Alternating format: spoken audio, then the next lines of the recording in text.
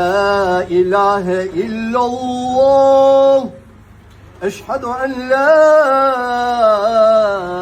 إله إلا الله.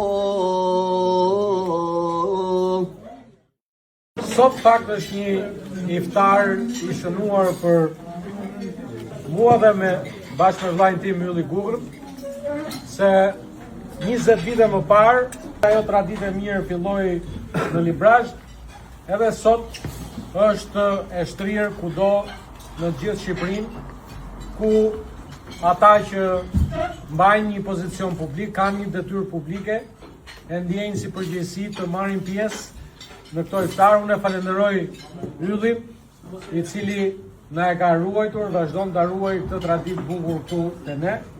T'ju uroj agjërim pranuar.